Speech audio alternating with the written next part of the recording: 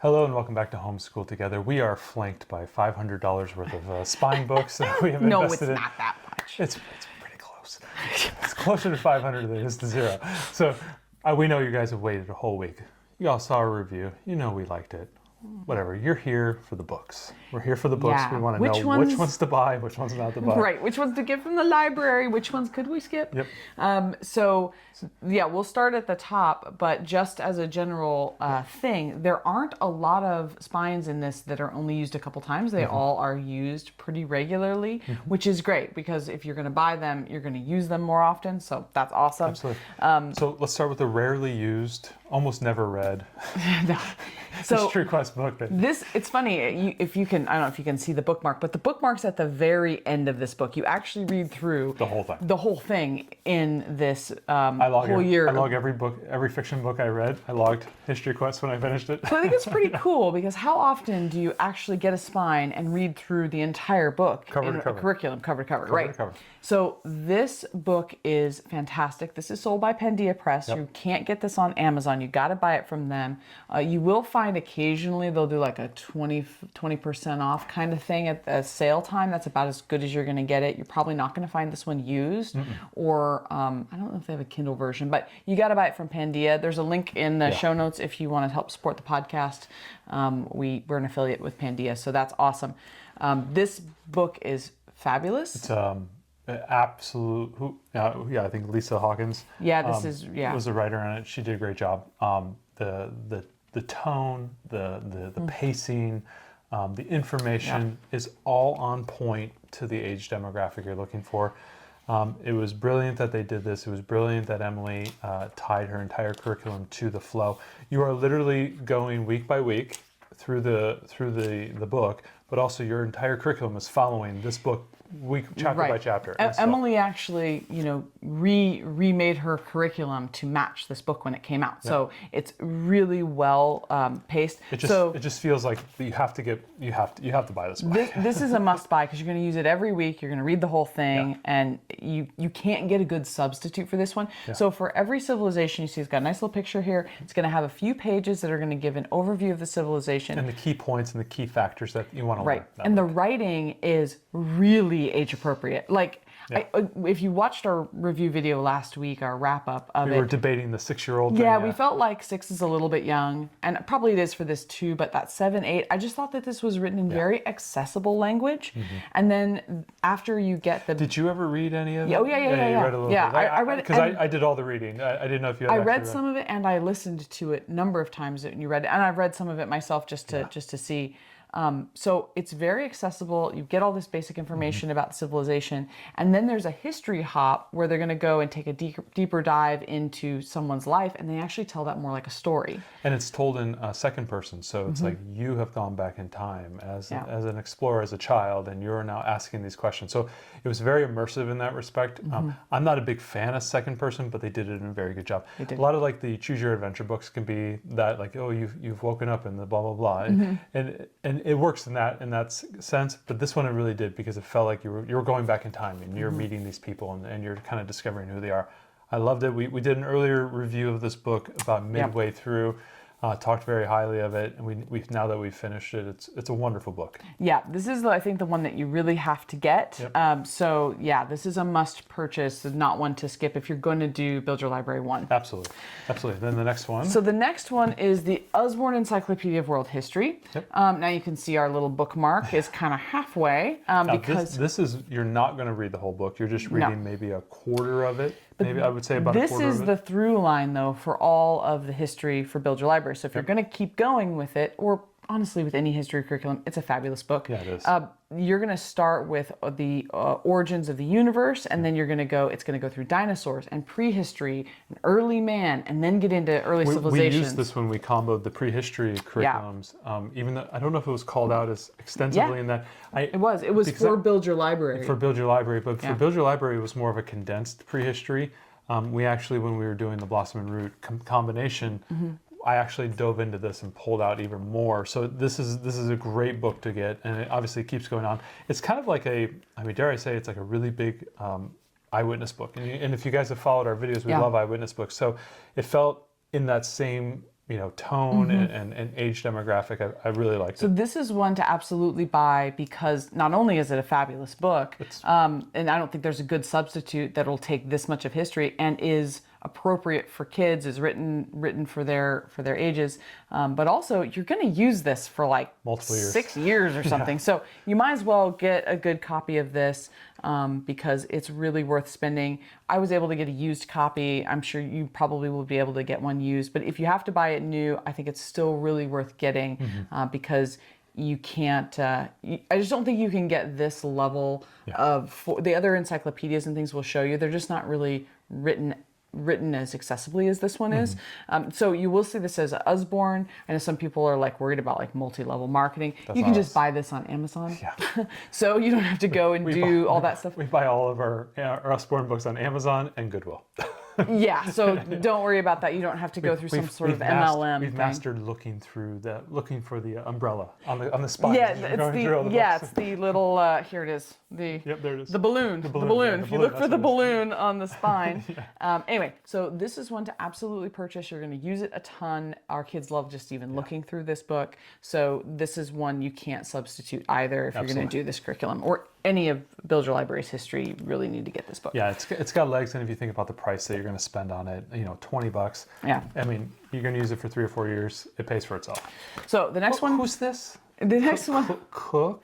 Yeah, so this is Emily's Cook's daughter, Sarah. She wrote this book. This is World Mythology for Children.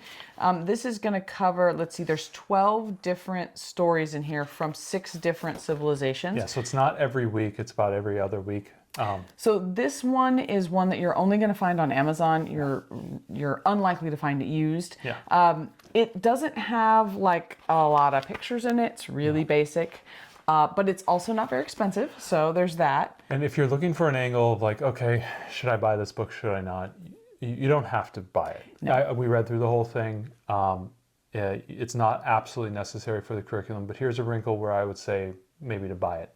If you have a young reader who's kind of an emerging reader and you want to give them something to read that is pertaining to the civilization that you're covering, it's written in I would think a 7 or 8 year old, maybe a 9-year-old could easily read this book if they're kind of an emergent reader. Our reader is a little bit more of a struggling reader, so she couldn't for most of the time, but I think towards the end of the curriculum, I think she could have started reading it. So if you're looking for this as sort of like a reader for your child to be doing, I think that's a nice wrinkle for you to think about. So they're very well written, and it's a good way, especially here there's a couple of stories that are from Judeo-Christian mythology, and they're told from a secular point of view, which you won't find in most books. So that's a big plus. Yep.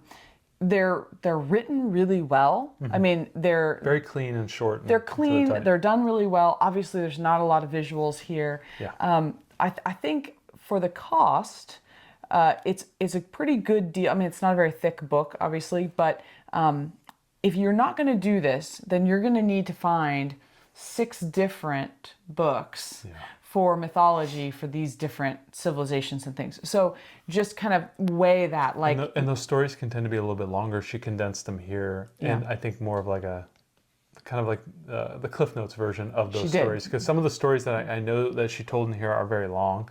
Not long in the sense that it's longer, way longer than the story that's told here, and I think it's told in a better manner here that's really short and concise. Right. And so snappy. We had other books on like Greek mythology, for example, which is something that's covered here, that were more splashy. Well, and there was crossover too.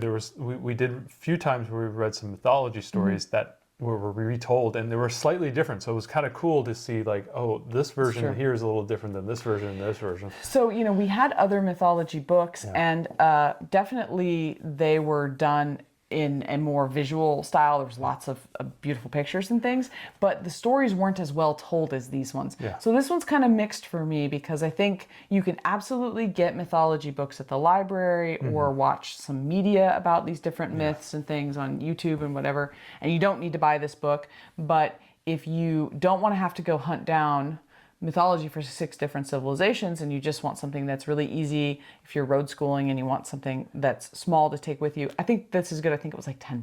Yeah. So mixed for me as far as whether you certainly don't need to buy it, but it could be just more convenient to buy it. So unfortunately, you can't get a preview of this, so you just have to take our word for it. But that's that. When on Earth, this is a DK encyclopedia. Great book. This is a fabulous book. And this is going to talk you through these civilizations and where they were located, their major movements, if there was battles or, like when it comes to something like Alexander the Great, for example, or the Roman Empire here, you can see that it really helps our kids to understand the scale of these civilizations. But it also, if you remember, in our last video, we were talking about the curriculum. This is very much a geography-centered book curriculum, because you are just staying in certain very specific areas. This really helps you set that geography, really sets the maps. It tells that history through the maps, and I think that's really helpful. It's actually been, this has been a great book to use. The other nice thing about this... It has legs too, because it's not just the whole book. You're only going to cover about a quarter of it. So if you continue on with her curriculum, I believe she keeps calling this out, especially whatever the medieval times. Whatever you continue with, if you're going to study medieval and then early modern and modern, this is going to cover that. So these are usually on the buy two get one free type sales at Amazon or whatever that we always post about on our Facebook group. Join that Facebook group if you'd like. But these are usually on there. The DK books are so well done, and because you're going to get to use it for so many years, I think it's a no-brainer to purchase this. You can usually pick them up for $15 or less. You probably won't find it used very easily, but it's often on those sales. So definitely look into getting this one. I think this is one of the books we referred back to the most. So I think this is a definite purchase. Absolutely. The next one, A Child Through Time. This is another one where there's a through line through all the history that you're going to study.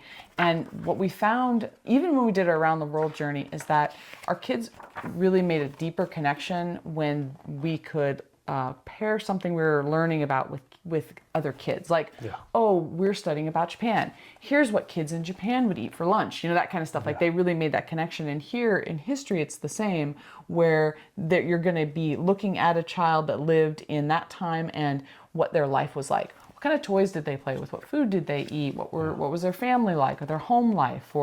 So these are great, and it's going to go so far through history as well that it's another really good pickup. It pays forward. Yeah, you're going to use this for years. And our daughter had read this, we had read this to our daughter cover to cover before she even started kindergarten, because she was so fascinated by this book. Yeah, little kids in history. Yeah, it's just their lives as kids and what that was like. It's really fascinating. This is another one that'll come up on those sales because it's also a DK. So this is an absolute buy.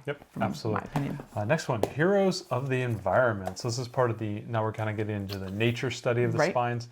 This tells up, I think, about 13 stories about different individuals who, in their communities, took on some environmental challenge, from dealing with wastewater or chemicals that are being leached into the rivers, or people growing food in their neighborhoods and things of that nature.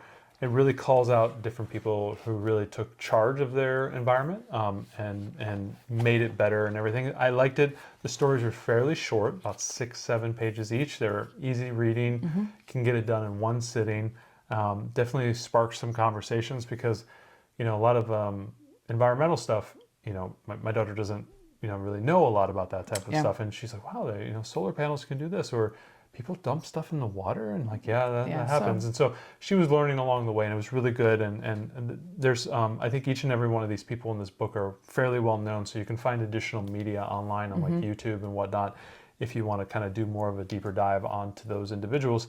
I thought it was good. I don't know if this is something I would buy. If you want to check it out at the library, I think that would probably be the better route.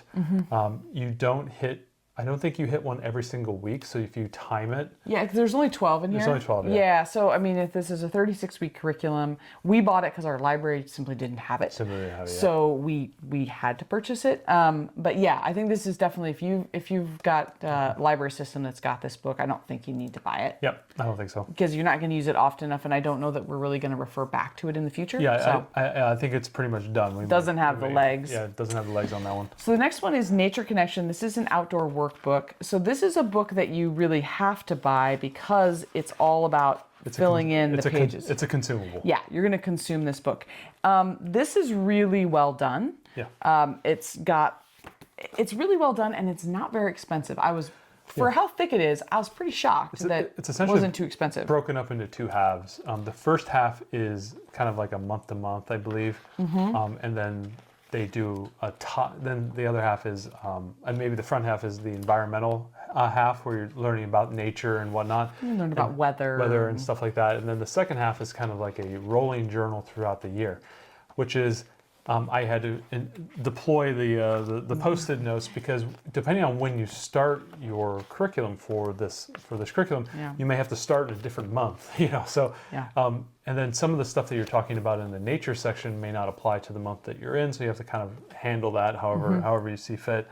I thought the book was really, really good. We rolled through it for the first half of the curriculum, and then we kind of got burnt out on doing the nature stuff. We talked about that last week. And we just have done a lot of nature. We've done a lot of nature stuff. I don't think it's a faction of this book. I actually liked the book because being able to have the nature journal and go on the go, I was able to take this with her, to her sister's dance practice or something of the nature, bring some colored pencils along the way, and we could talk about different aspects. And if we happen to be, in between classes at our parent partnership or something like that, we can go ahead and talk about, what do the clouds look like? What is it raining like, right?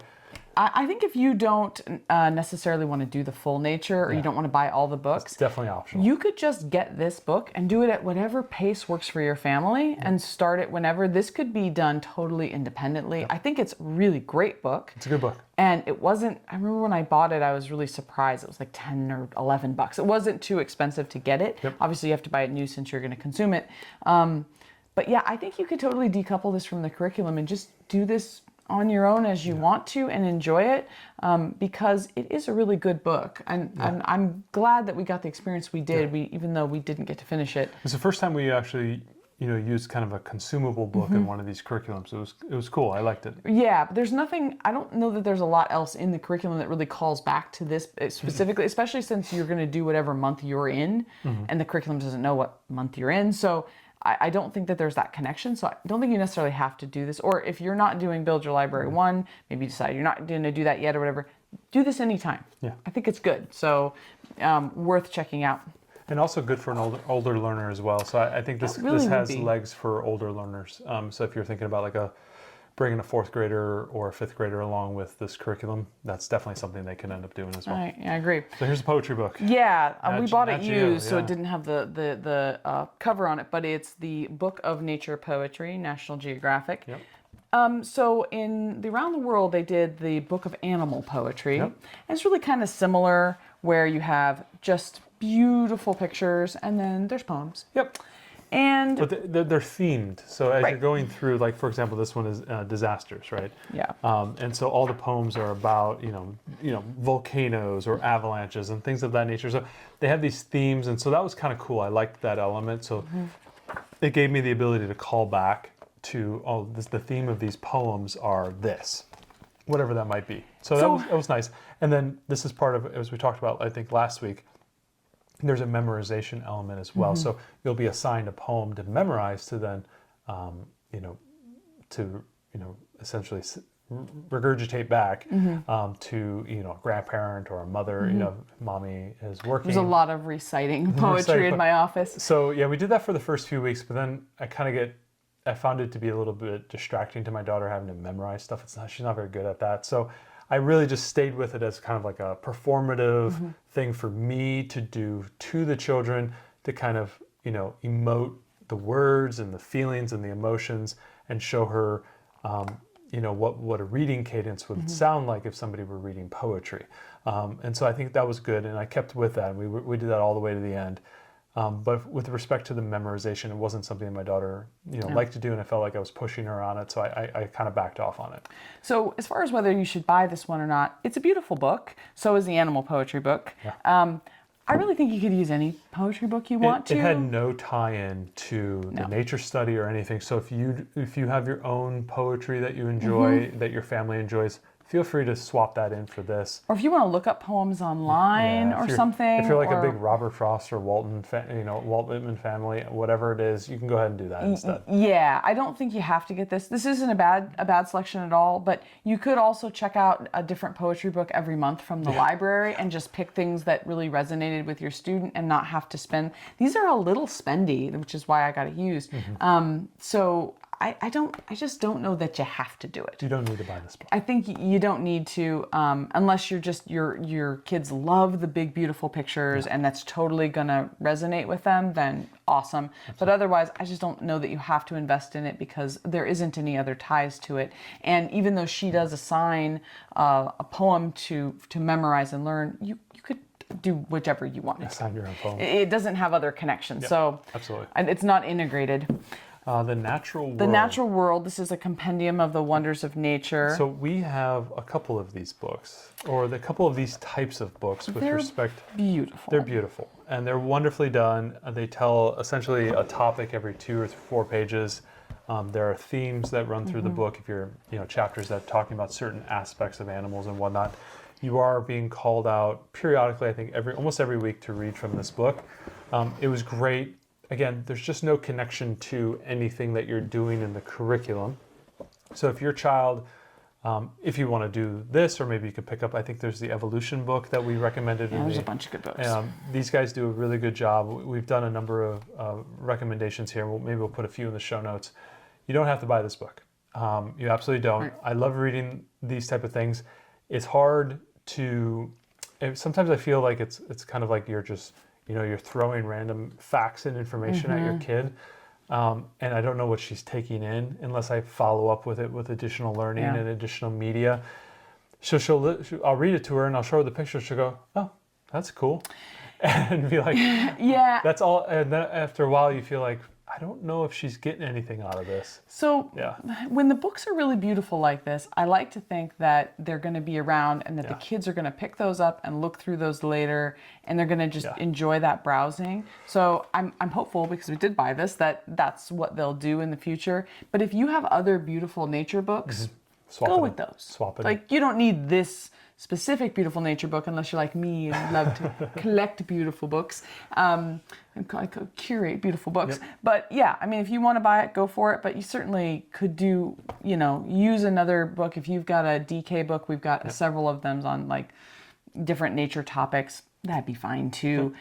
You won't be able to do what they call out. But again, this isn't connected to anything else in the curriculum. It's not even connected to the poetry. It's not connected to the poetry. It's not connected to the nature connection or to the heroes of the environment. These are all kind of separate pieces. So you could, one of the things that's nice is I think you could take or leave whichever pieces that you want, or use your own thing instead. There is a books that are used each week that are like the One Small Square Backyard and Forest. Check those out from the library. Yeah, and those go with this, right?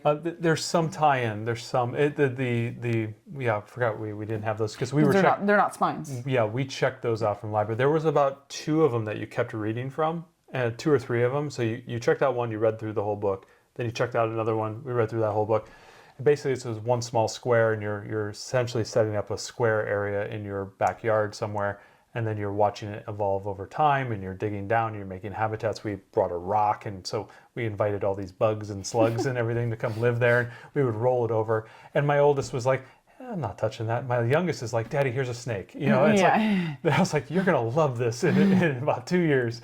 So you really have to gauge what you're doing with that. And again, it doesn't have any tie-in. Even those books don't have tie-in to here, don't have tie-in to the poetry. Yeah. And then obviously your nature connection. And it felt like a lot, like the reading isn't very much, but I don't know what they were getting most, from all the reading. Yeah.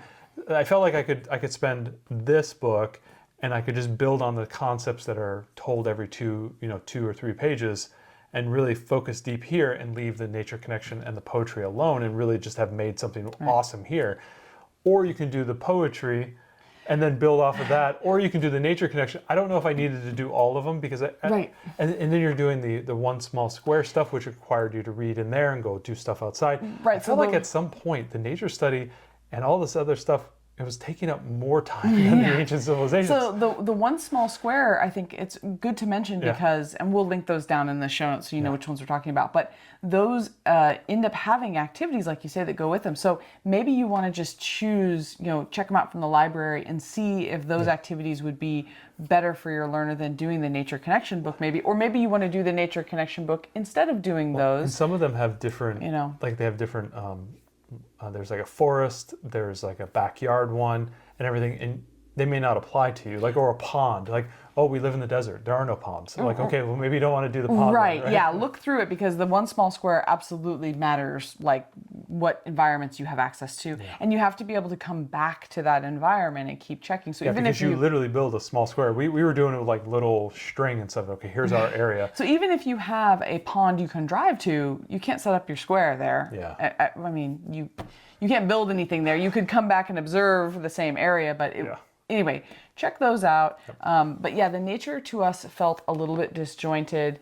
We still really loved some of these books, but definitely your mileage may vary on the nature books. Absolutely. So those are all the spines that are called out. Move those over there. Yeah, these are the ones that are all called out in the curriculum. And now we want to talk about some alternate spines because I can't leave anything alone. We can't. And so these are ones we had and we thought would be great additions. So we had different types of history books that were spines, and obviously Where on Earth did more of a geography focused. Here, so depending on how you display history, people, I think, like it in different ways. I thought the geography way is a great way to do that. Very visual. If you're more of a timeline type of person and you want to make sure, I want to know what the Egyptians were doing while also knowing what the Chinese were doing, while also knowing what the Indus Valley was doing, you're going to need more of a timeline story here. And this is what so the history year by year, which is the Smithsonian book. Normally we do DK, but this is a DK Smithsonian. It's a DK Smithsonian? Yeah, partnership. So yeah, this is a book that, again, this will have lots of legs because this is going to go all the way through to modern history. Yep. The thing I like about this, for me, it's less about knowing, like, at this time the Egyptians, at this time the Chinese, like, what was nice about it is when we go through the curriculum, our kids tend to think that these civilizations were chronological. Exactly. Okay, so we're going to study the Egyptians, and then we're going to study this people, and then we're going to study the Romans, as if like the Romans weren't around when the end of the Egyptian Empire. They were still they were still coexisted. And so I think that's the nice thing about this is that when we go to a new civilization, we can say, hey, remember where we're at in the timeline. These other things we studied, they're still around right here. And this is about where they were when we started this civilization. And I think it helps place things through history. Otherwise, they tend to think that everything operated in a vacuum and that nothing else existed when they're studying that particular civilization. And that happened multiple times when we went to Mesoamerica, I think early on, I think about 8 or 9 weeks in. But we didn't get to the Indus Valley until like week 22 or 23, and it felt like we were jumping way back in time to make up for that. And then we did China, which jumped back in time as well. So it felt like we were kind of moving forward in time, along the way. And then all of a sudden, midway in the curriculum, we're like, wait a minute, let's come all the way back over here because something important happened back here. And it felt like maybe we should have done a little bit of more of that here. So you can do a little mixing and matching if it feels a little disjointed. But I felt this book did a really good job at kind of helping you with that. And this is helpful for the planning too. There were a few weeks where, and we talked about this in the vlog of each week, but there's a few weeks where we thought like, maybe that week would have been better placed earlier so that it would have, tailed on the end of like the Romans or the Egyptians or whatever. So there was a few times where we felt like it would have made more logical sense to do it. It was ordered to match the History Quest book, but there was a couple times where we're like, I think we should have just done this back then. This can help you determine that because you can look through this and say, okay, how is this going to plot through history? Because you will have to leave some holes in your timeline when you're doing your timeline project because, like you say, there's jumping. So that's a really good book. It's not super expensive, and it usually comes up on the 2-for-1 on Amazon. Also, very gorgeous books. Another DK Smithsonian. You think, man, how many history books are these guys going to make? This is history! Exclamation point. Told in a little bit different way. A little bit more of your traditional, like, here are these people and this thing happened and here's the important thing that they did. But this is really in-depth, and we like this for the visuals because other than the encyclopedia and whatever pictures it has in it, this is the only visuals that you get for history that isn't map based, right? So we have our map book already. We have whatever the encyclopedia is going to show. History Quest doesn't have pictures hardly. So this was a good opportunity. We're seeing more of the traditional spread here. And it's like, oh, here's a 2-page spread on this civilization or this aspect of a civilization. We thought that this was a really nice way to overview. So we would use this to start and say like, hey, let's get an introduction to this civilization we're going to study. Now let's take out the timeline book and see where they fit in with world civilizations. And now let's take out the map book and show you where they were and read a little bit from the encyclopedia. And then we'll go into History Quest and we'll give you all this information. So that's kind of how we structured it. This is another one because it's a DK that I got on the, buy two, get one sale. So I think you can pick these up pretty affordably, and I like that they each have their own wrinkles. And again, goes all the way to modern history, so we can just keep using this Absolutely. book. So yeah, both of these have nice legs. Good investment. Maybe a book to check out, I would say, not necessarily purchase unless you have kind of a military buff aspect in your homeschool. So maybe this is somebody who enjoys reading about famous battles and stuff. This could be a good gift. But we definitely pulled this in about 6 or 7 times throughout the curriculum. Right. So the battles that changed history. This is another DK. You can sense a theme. We love DK books. I love DK. This was actually DK. Are you watching? This was actually a book that I bought for you because you like to read about military stuff. And this details famous battles. So this is not written in kid language. No. But it was an interesting thing. Definitely check it out from the library and see if there might be some fun ways to leverage it. If you have an older student who is going to be doing ancient history in the house, they might really enjoy this. But otherwise, this was just check it out and see, because it's not really written for kids. It's really written for adults. And a number of these battles are called out in the History Quest as you're going through it. So it is cool to kind of reference those along the way, especially when you get into the Greeks, and then you get into kind of that. And Alexander. Alexander was in there as well. It's neat because this book actually shows the troop formations and the way that they were and how that worked. And so I thought that was fascinating. That was really fascinating. And you and our daughter actually drew some maps of the battlefields of like, okay, the troops were lined up like this, and this is how. I purged them. Oh yeah, we threw them away. But this is how they were all lined up, and this is how Alexander defeated this other army or whatever. So that was kind of cool, but not worth a purchase just for this. Of course, again, this goes all the way through modern history, so good legs on it, but it's written for a much older audience. So now check it out and see if it might be something for you. We recommended a bunch of eyewitness books. Those tended to be very civilization specific. Right. Eyewitness ancient Rome, eyewitness ancient Greece, eyewitness ancient China. But because you spend so much time in Mesopotamia, and you talk about so many different civilizations in Mesopotamia, maybe half a dozen or close to 6 or 7 or whatever, 7, 8. I would recommend getting the Eyewitness Mesopotamia book because you're going to reference back to it for maybe a third of the entire curriculum. When you're talking about the Sumerians, the Assyrians, the Persians, you're talking about Babylon, and all these various civilizations, when you're going through them in the book, and some of those civilizations, when you're doing the reading, are some of those weeks. If you watched last week, we talked about things felt a little thin. This was really helpful to kind of expand out a little bit more on like the Sumerians or the Babylonians, and you can build more into it by getting this book. I would highly recommend. I wouldn't say required, but it's very helpful to have this book with you, right, to help accentuate the readings of some of the weeks that were kind of thin. I would say, get this from the library, look at the different sections of it, and map those to the weeks that you're going to need this book, and see if it makes sense for you to grab it. I was able to just get a used copy on Bookfinder. It wasn't a big deal. A couple bucks, right? $5-6, yeah. It was a little bit more than that. Whoa, overspending for eyewitness books. It wasn't bad. We have a collection. Oh, we have a collection. Yeah, but definitely look at this and see where it might apply for you. This is probably the only eyewitness book that kind of follows this. It is the only one that you're going to pull back. The other ones you could just check out ancient Rome from the library and China. Keep it for 5 weeks or whatever. See if you can keep renewing it.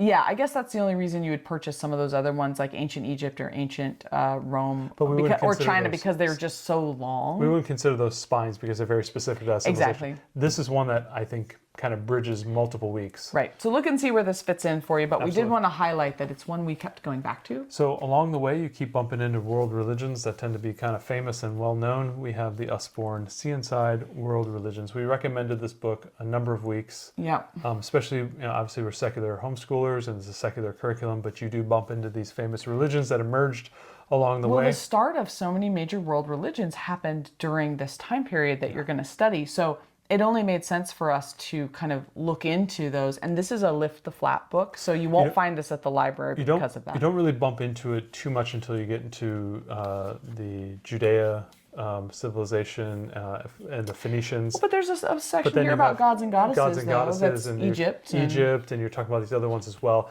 We had a bunch of mythology books that we pulled in along the way, but this is one that we kept coming back to. I mean, throughout you talked the time. about Judeo, you talked about Christian, there was Islam and Hinduism. Hindu, yeah, and all the various world religions. There was quite a lot. Oh, Confucius was in here, and so this is really good. And it's written from a secular point of view, as far as I could tell. Yeah, it's a lift the flap, very fun, very entertaining. Again, we grabbed this online. We did not MLM this, so just grab it from Amazon or something. But we really like it, and you won't find it at the library because of the lift the flap nature. So one that we added in here was Art That Changed the World. It's kind of like a nice little thing that we... This was really cool. It goes chronologically, so it's nice because we were able to pull it in and say, this is how this civilization and their art influenced the future, so you can show a little bit inside the book.